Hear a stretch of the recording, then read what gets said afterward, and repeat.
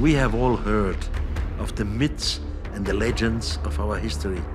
But is there another story?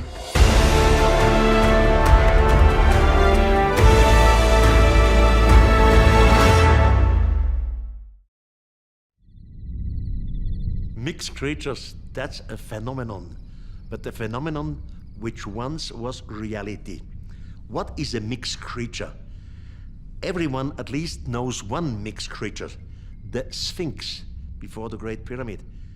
This is a figure composed of a head of a human, they say the head of the pharaoh, and the body of a lion. A mixture.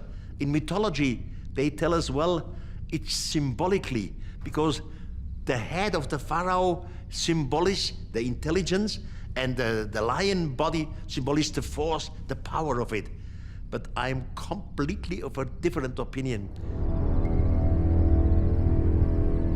I know that these mixed creatures in the past, they did exist. In every big museum, in the East and in the Far East, you find mixed creatures. And Egypt is full of mixed creatures. About 450 BC, there was the Greek historian Herodotus.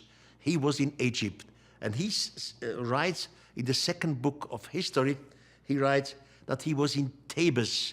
Thebes is today's Luxor on the Nile. And the high priest showed him 241 statues, one next to the other. And the high priest gave to every statue a short introduction. And at the end, the high priest said, these 241 statues represent 11,340 years. At that time, the gods were here. Since that time, the gods did not return again. And the priest clearly say, the gods from the firmament were here. He's talking about roughly 14,000 years, because Herodot make his statement 2,500 years from now. So to his 11,000 years, we have to add 2,500, roughly 14,000 years. Now, Herodot also writes about mixed creatures. By the way, many of the old historians, Diodorus Siculus writes about mixed creatures.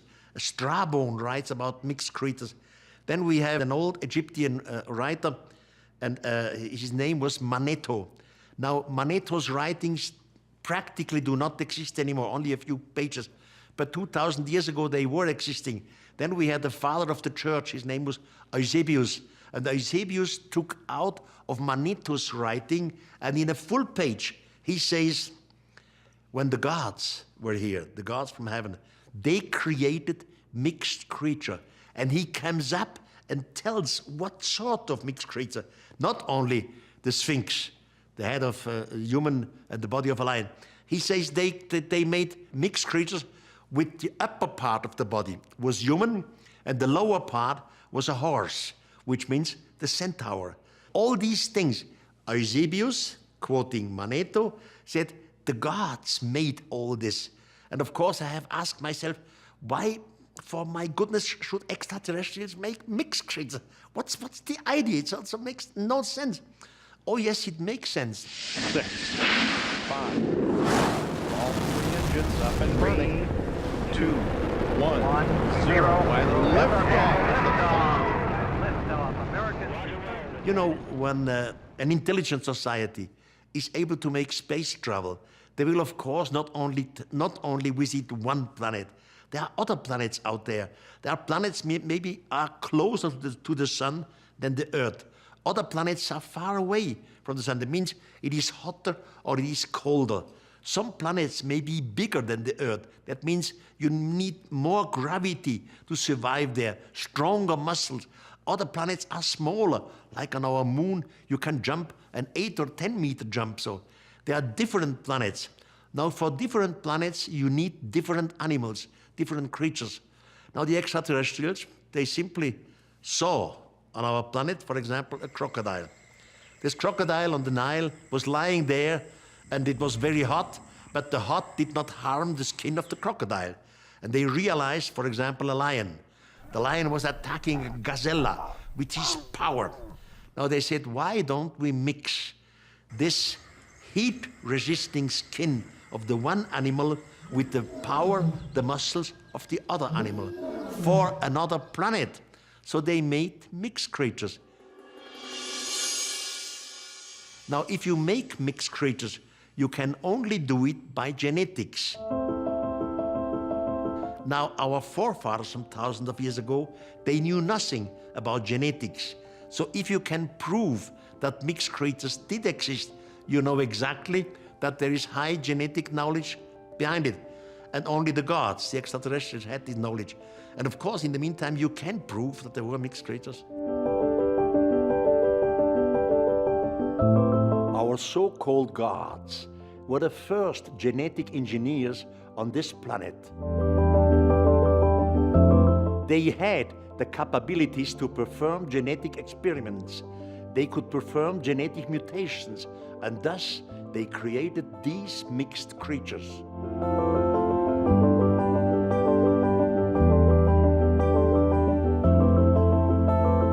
On the other hand, our forefathers were terrified by these mixed creatures, which is why today we see them represented as symbols of fear and considered myths and fantasy.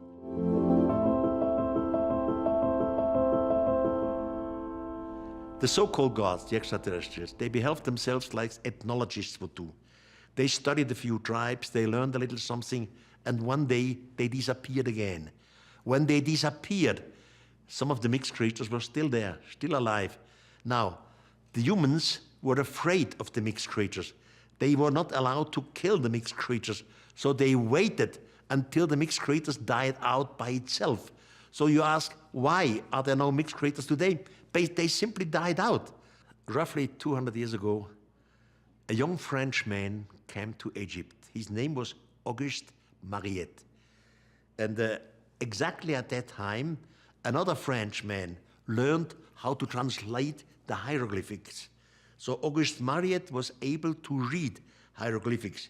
And he read that in these old texts, they always mentioned mixed creatures. But they never found a mixed creature. For example, in old Egypt, according to the old tradition, there was a sacred bull called Apis. And the Apis bull was a mixed creature. He was not a normal bull, like the usual bull. He was not created by a sexual came together. He was made by the gods. So Auguste Mariette, he knew all this from the old writings, but he never found one of these Apis mummies. Because in old Egypt, you have to understand, they mummified everything, every animal. We normal being, we think the old Egyptians, they mummified the pharaohs. No, every living creature was mummified. We found mummified dogs, mummified crocodiles, mummified fishes, even mummified scorpions, little animals. They mummified everything. Why have they done so? In their belief, every living creature would be rebirthed in the future, but they could only be rebirthed if the body is preserved. So that's why they preserved everything in form of mummification. Now come back to this Auguste Mariette. He knew the old story, and he found all kinds of mummies of all kinds of animals in Egypt, but not a mixed creature, not the Apis. One evening, he wrote this by himself.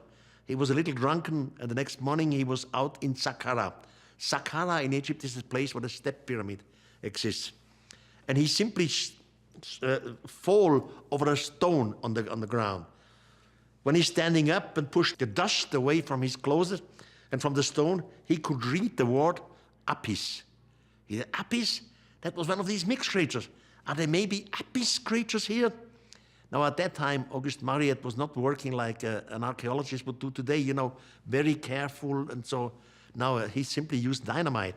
He made some holes in the Egyptian ground near Saqqara. And of a sudden, a big hole appeared and he fell down. And when his people gave him some torches, he realized he was standing before a gigantic, really gigantic sarcophagus, absolutely weighing about over 100 tons, the lid alone 40 tons. And he was fascinated. He said, there must be mixed creatures because such gigantic thing you only make for mixed creatures. For example, for the Apis bull, and he was looking for the Apis bull. So they opened the first sarcophagus. There was absolutely nothing in there. It was completely clean. The same thing with the second and the third. But later, they found other sarcophaguses, because there were some tunnels down there, which were filled with bitumen. Bitumen is this stinky mass, you know, which you use to make streets. So they put out this bitumen from the sarcophaguses, and they saw that in the bitumen there were different broken bones. They analyzed the bones, and they realized these bones are not from one creature. The bones are composed of different creatures. I said, how is this possible? The old Egyptians, they preserved everybody, because without preserving it, it could not be reborn in the next life. So it was absolutely a sin to destroy bones. Why should somebody destroy the bones of different creatures and then put it in a gigantic sarcophagus and then cover the sarcophagus with bitumen? Now, I have a story. The sarcophagus, the stone, comes from Aswan. Aswan is about 1,000 kilometers away from Saqqara. That means in practice, they had to transport these heavy loads down with some canoes or ships down the Nile. And they had to go away from the Nile 4 times because there were cataracts there. Finally, they arrived at Saqqara. Some people chiseled out the ground, tunnels, and then right and left from the tunnels, they have some of these niches. Now the other people, the other group, are polishing the stones and polishing the sarcophagus, absolutely sensational. Now they put these empty sarcophaguses down in the tunnels and down in the niches. Why have they done such a gigantic work? It's an incredible labor, just for putting mixed figures, bones, broken bones in it. It makes no sense. Soon as you look at it from modern term, there were mixed creatures. The Apis was a mixed creature, like the Minotaurus or the Centaur, etc. The mixed creatures were made by the gods. The gods were the extraterrestrials. They had the genetical knowledge.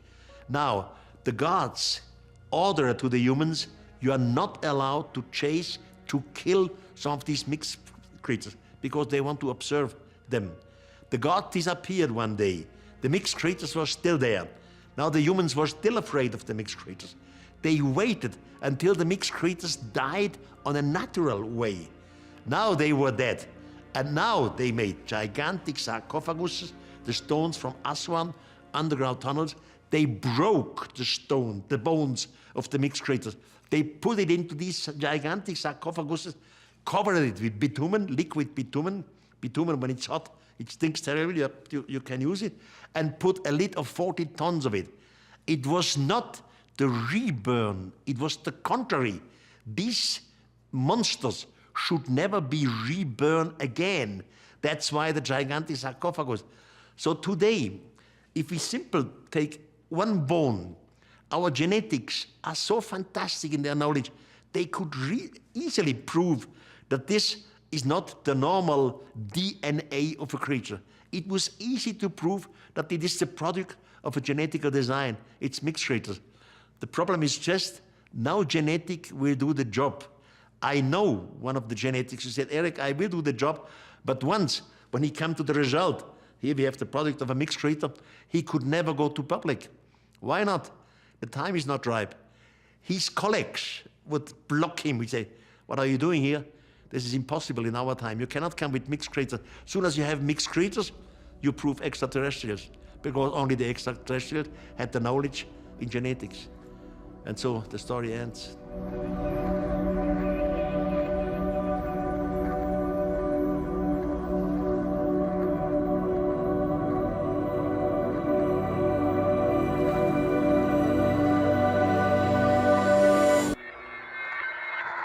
Soon as we prove that there were mixed creatures in antiquity, then we know that mixed creatures can never happen by natural sexual intercourse. If, for example, a human would be so primitive and had sex, let's say, with an ape, there would never be a result because the chromosomes of the humans and the chromosomes of the ape are completely different. So there is no mixed creature coming out of the womb of a female ape. It's nothing. So soon as you prove mixed creatures, you know for sure there must be genetical design behind it. Who had the genetical design? Our Egyptian forefathers? Forget it. Only the extraterrestrials. And then comes together with the old writings, Manetho, Eusebius, they tell us the God made it. And then comes the question, why should the gods have made mixed creatures? Because they use mixed creatures on different planets with different conditions. It all makes a perfect sense.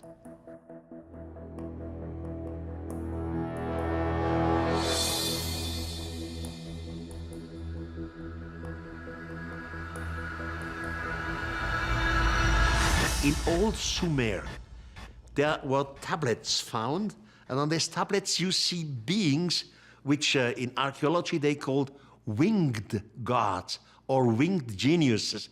And they are working. They are working in what archaeologists say it's the living tree or the tree of life.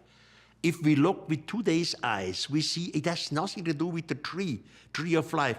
It's simply DNA, because you always in DNA, you have 4 bases to connect DNA. And you see the 4 bases. They are changing out one DNA base with another, and they create mixtures. And there are proofs which you can definitely prove. For example, in the British Museum is a stone, a black stone, called Salamazar II. Salamazar II was a Sumerian king. And there you see, no doubt, you see animals which are held on chains. And behind them are the guardians. And the guardians hold these chains. So these animals were alive. But you see it on the picture, it's mixed creatures. It's not an animal which does exist. And there is a text, a Sumerian cuneiform text down. And it says, some mixed creatures were captured and brought to the king. So you can prove the mixed creatures. This is important because it provides a certain theoretical justification to much of the larger story.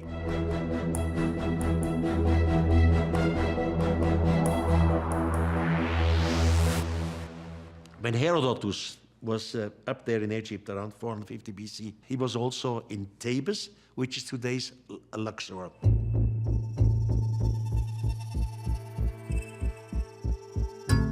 And there are 2 temples, the Luxor temple and the Karnak temple. Between them is a difference of 3.8 kilometers. And Herodotus tells us they worked this whole lane. Right and left, there were always mixed creatures. Mixed creatures in stone. Must be hundreds of them.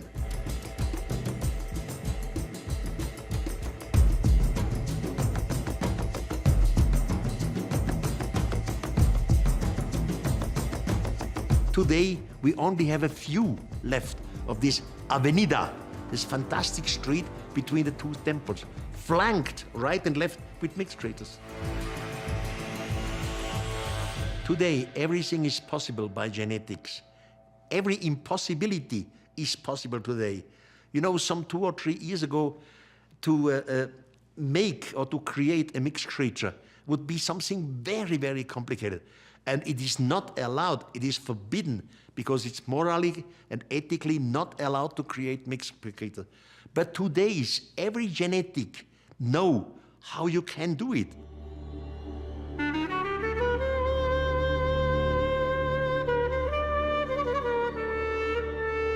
If somebody would be perverse enough to create a mixed creature, no problem to do it.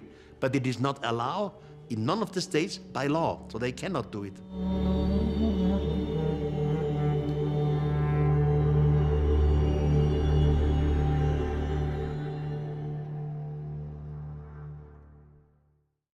I'm Erich von Daniken.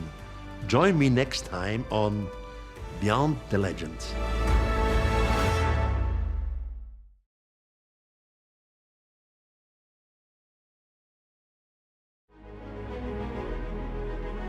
Where did we come from? How have we come to be as we are in this world? If we have false ideas about who and what we are and how we got here, then that state is just going to continue into the future. We need to understand the forces that were involved in shaping the modern world. We have become blinded to the afterlife. We've become blinded to higher consciousness. Something is going on that takes the apparent mundane reality of life on its surface veneer level. And you look past that veneer and you see that there is an organized plan in place. 95% is still under dirt. And what could this have been built for? The greatest trick the devil ever played was to convince the world that he is God. In other words, from the Gnostic point of view, isn't God at all. Is that just mythology, or are there any physical links? This case is going to be huge, massive, something that is totally different, something that we've not encountered before. The mission was to lead us to the revelation that would help us to understand the true nature of things. Not the illusory nature that's been created to hoodwink all of us, but the real, true nature of things.